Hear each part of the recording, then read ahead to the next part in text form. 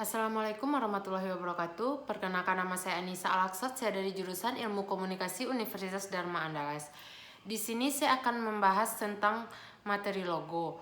Logo adalah tanda grafis, lambang, atau simbol yang digunakan untuk membantu dan mengidentifikasi hingga mendapatkan pengakuan publik atau mempersuasif khalayak. Logo dapat berupa desain abstrak atau figuratif dan menyertakan teks dari nama yang diwakilinya sebagai dalam sebuah tanda simbol. Logo desain dalam komunikasi grafis.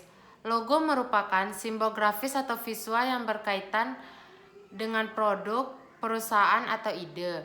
Logo mempunyai tujuan untuk memberikan identitas pada produk, perusahaan, atau ide dan menampilkan visual yang dapat diingat oleh orang atau khalayak. Ada beberapa jenis logo. Yang pertama yaitu logo tipografi menggunakan huruf dan kata. Ini bisa disebut logo type. Logo piktografik menggunakan gambar visual, biasa disebut logogram. Beberapa logo dapat berupa kombinasi elemen piktografik dan tipografik.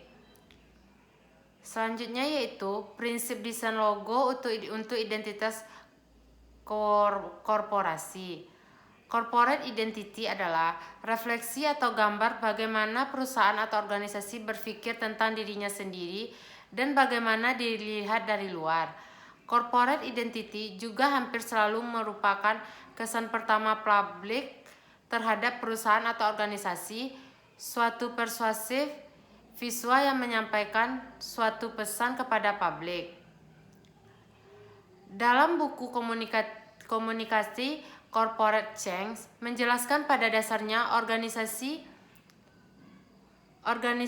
terbagi menjadi dua, yaitu organisasi monolit dan organisasi federasi. Organisasi monolit yaitu grup perusahaan yang memiliki identitas tunggal yang kuat dan digunakan oleh seluruh divisinya baik secara internal maupun secara eksternal. Yang kedua yaitu organisasi federasi.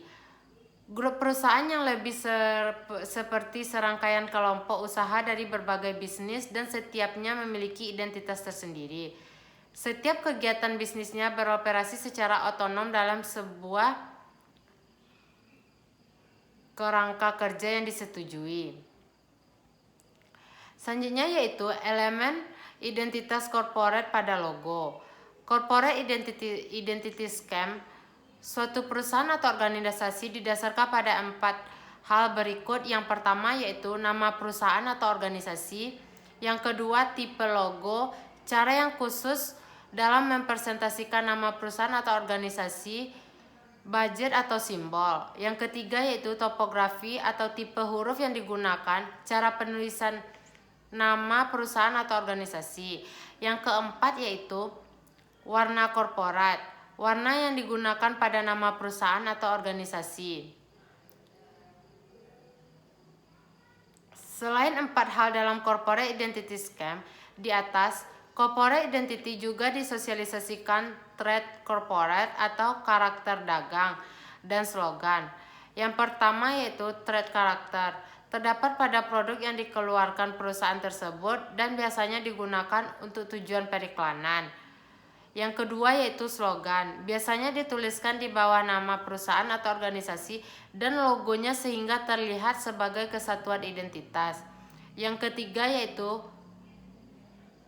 pada beberapa jenis merek atau perusahaan, penggunaan nada lagu atau jingle atau march perusahaan juga merupakan bagian dari corporate identity yang penting. Corporate identity scheme, nama, logo, dan warna corporate suatu perusahaan atau organisasi setidaknya harus dipublikasikan pada 2 item di bawah ini. Yang pertama yaitu alat transportasi yang digunakan seperti kendaraan dinas, kendaraan kantor, mobil box, bis, dan sebagainya. Yang kedua yaitu semua papan nama termasuk yang digunakan di tembok dan di tepi jalan. Yang ketiga yaitu seluruh peralatan tulis, menulis, dan barang-barang cetak. Yang keempat periklanan di seluruh media. Yang kelima label, kemasan. Yang keenam, jurnal internal atau majalah perusahaan. Yang kedelapan yaitu buku petunjuk manual perusahaan atau organisasi. Yang kedelapan, seragam atau baju terusan. Yang kesembilan, materi point of sales. Yang kesepuluh, kredit titel pada film dokumenter dan pada presentasi menggunakan kaset video atau slide. Yang ke-11 laporan tahunan. Yang ke-12 peralatan makanan, serbet dan daftar menu. Yang ke-13 karpet selamat datang. Selanjutnya yaitu ekspresi identitas dalam logo branding. Yang pertama, identitas singkat tapi jelas. Identitas tidak membingungkan, tidak asal-asalan dibuat, orisinal atau karya asli buatan sendiri, tidak mencimplak jika mudah dilupakan, agar mudah dimengerti dan diingat banyak orang. Yang kedua yaitu membawa arti tertentu. Khalayak sasaran harus dapat menangkap arti logo atau identitas yang akan mereka gunakan. Yang ketiga, logo dapat digunakan secara fleksibel. Logo harus dapat digunakan di atas semua jenis bahan atau permukaan. Yang keempat yaitu tidak cepat membosankan. Agar audiens tidak cepat membosankan melihat dan membacanya, desain identitas perusahaan harus dibuat semenarik mungkin, tidak membosankan dan mudah dibaca. Selanjutnya yaitu proses pembuatan logo. Yang pertama, penentuan nama produk atau merek yang akan dibuat logonya. Yang kedua, menentukan padanan kata atau kalimat melalui konsep pemaknaan visual. Yang ketiga, menetapkan pesan-pesan yang akan termuat pada logo. Yang keempat, mencari pandaan visual atau grafis pesan atau informasi yang akan terbuat pada logo. Yang kelima, menggambar konsep pada logo. Yang keenam, rancangan dan buat dalam 2 hingga 3 versi logo. Yang ketujuh, rapikan draft konsep dan beri tanda penjelasan makna atau filosofi tiap elemen pada logo. Yang kedelapan, aplikasikan draft konsep logo atau software aplikasi desain grafis.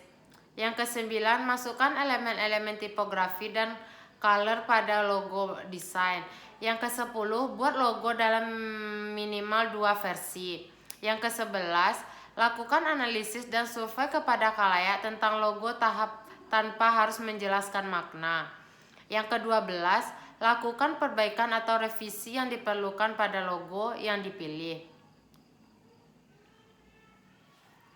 Sekian materi dari logo yang kami sampaikan. Jadi kesimpulannya yaitu logo ibarat wajah. Logo pada perusahaan merupakan identitas perusahaan kepada masyarakat luas atau khalayak. Melalui logo harus dapat dibedakan nama perusahaan A dan nama perusahaan B. Melalui logo, pesan atau makna apa yang akan disampaikan pada khalayak. Prinsip paling mendasar pada logo tinjauan dari teori komunikasi grafis adalah dengan menggunakan logo, etos, patos, maka logo akan membantu pemilik logo dalam tindakan persuasif kepada khalayak.